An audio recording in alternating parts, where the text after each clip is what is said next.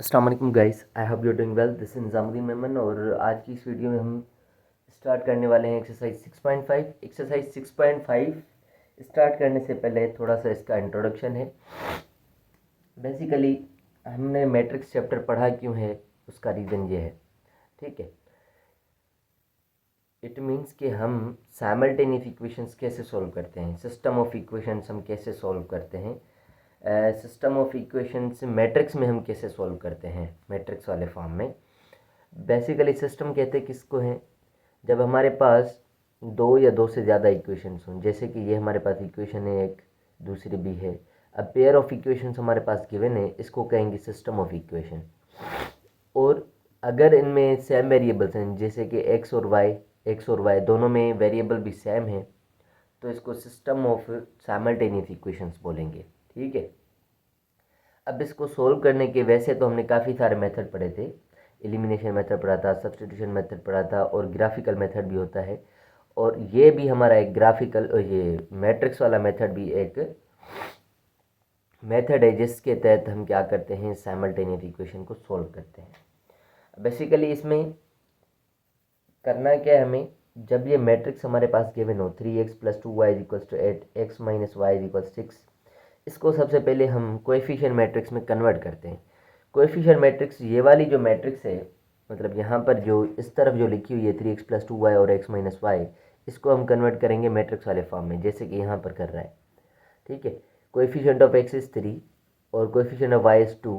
ऐसे ही coefficient of x is 1 and coefficient of y is -1। तो ये हमारा जो होगा कोएफिशिएंट मैट्रिक्स कहलाएगा।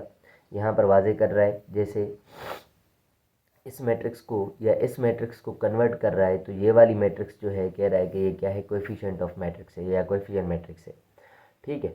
जब ये कन्वर्ट हो जाए और ये जो वेरिएबल होते हैं यूँ लिखे जाते हैं, x y is equal to, ये कॉन्स्टेंट सेम तरीके से इस तरफ लिखे जाते हैं। उसके बाद यहाँ पर कह रहा है pre multiplying both sides by the inverse.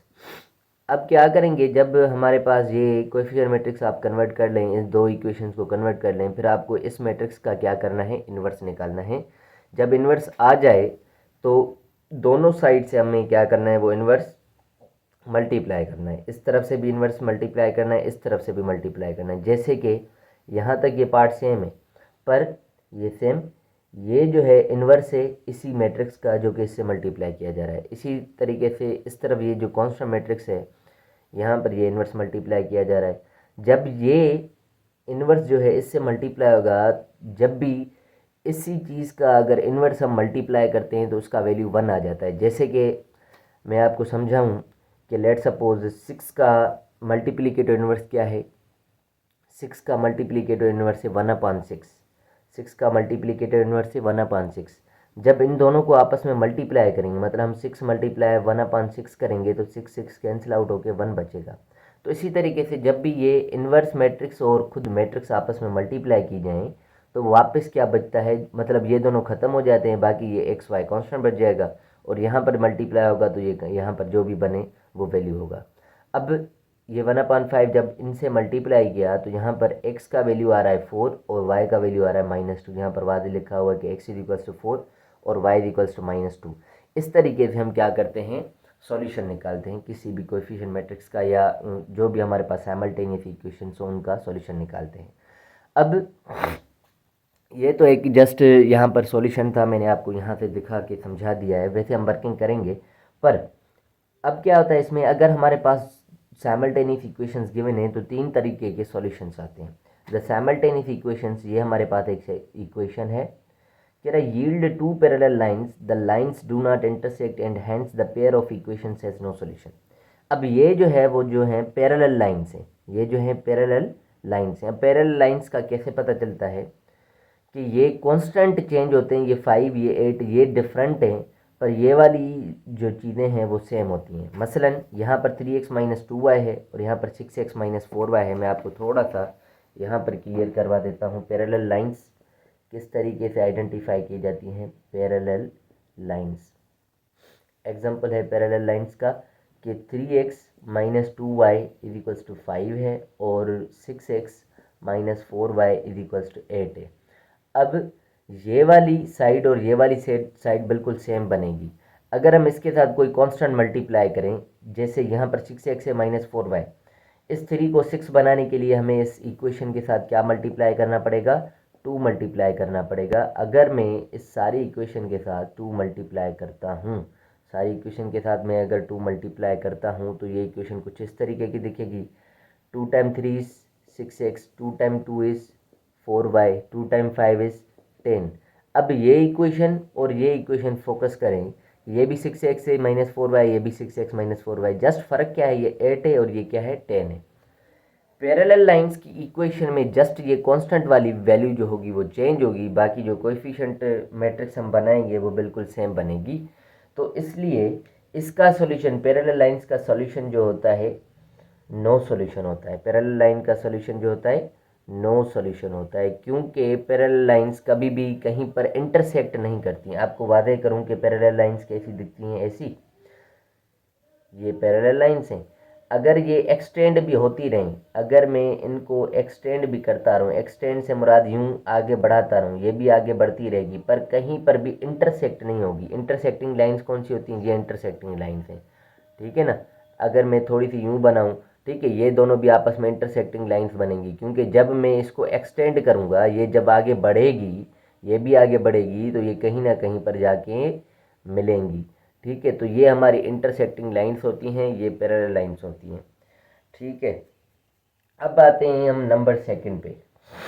ये नंबर 1 कंडीशन थी। 3 टाइप के सोल्यूशन है, मैंने बताया था। 1 टाइप का सोल्यूशन पैरेलल लाइंस हो गई। दूसरी टाइप का सोल्यूशन होता है on the other hand the simultaneous equations. दूसरे हाथ पे हमारे साइमल्टेनियस इक्वेशंस हैं, ये वाली मैट्रिक्स है। yield the same line and hence the pair of equations has infinitely many solutions।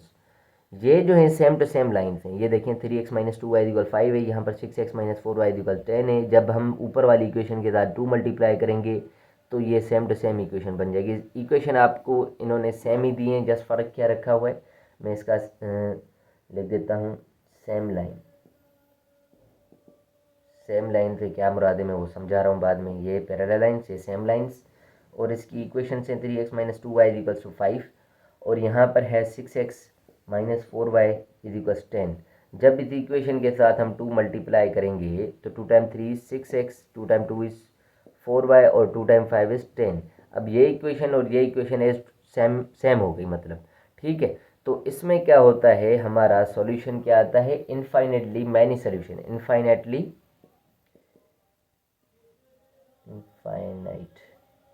Infinitely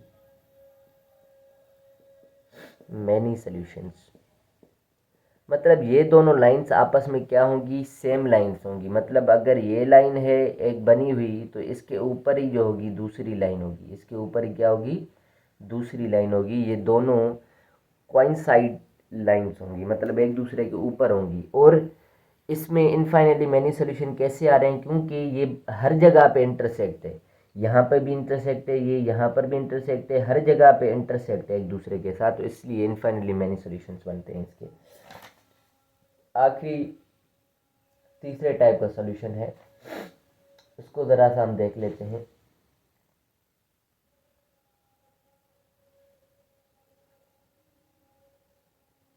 हमारे पास कोई ऐसी मैट्रिक्स हो, ठीक है,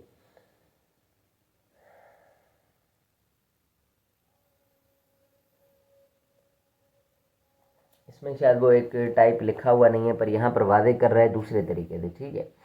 यहाँ पर एक मैट्रिक्स वाला फॉर्म हमारे पास गिवन है। सबसे पहले अगर हमने इसका क्या निकाला, डिटर्मिनेंट निकाला। अगर हमारा डिटर्मिनेंट 0 आ जाता है तो इसका जो है इन्वर्स हमारा मालूम नहीं हो पाएगा, ठीक है। इन्वर्स डज नॉट एग्जिस्ट होगा, जैसे हमने पिछले सवालों में हमने किया हुआ है कि इन्वर्स निकालने के लिए सबसे पहले हम डिटर्मिनेंट निकालते हैं। अगर डिटर्मिनेंट ही हमारा सिंगुलर आ जाए, 0 आ जाए, तो उसका क्या होगा, नो यूनिक सोल्यूशन। उसका जो सॉल्यूशन होगा वो यूनिक सोल्यूशन नहीं कहलाएगा। तो बस इसमें आपके लिए 2 टाइप्स दिए गए हैं, तीसरे टाइप का थोड़ा सा ओवरव्यू दिया गया है। तो ये जो था क्या था, हमारा इंट्रोडक्शन था इस एक्सरसाइज का। मिलते हैं नेक्स्ट वीडियो में, इस एक्सरसाइज के कुछ क्वेश्चंस हम करेंगे, ठीक है। So thank you so much for watching the videos. अल्लाह हाफिज़।